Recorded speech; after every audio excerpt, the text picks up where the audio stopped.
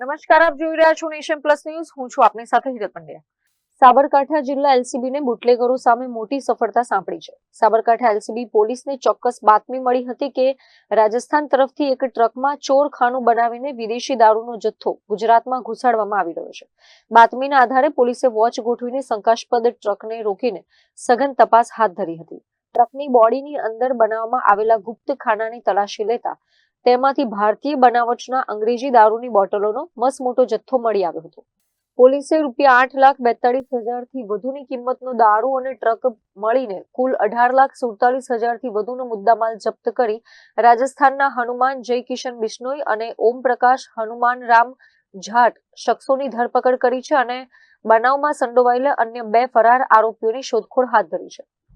સમાચારોના સતત અપડેટ મેળવવા માટે અમારી નેશન પ્લસ ન્યૂઝની યુટ્યુબ ચેનલને સબસ્ક્રાઇબ કરો, બેલ આઇકન દબાવો અને જોડાયેલા રહો ફેસબુક, ઇન્સ્ટાગ્રામ અને ટ્વિટર પર.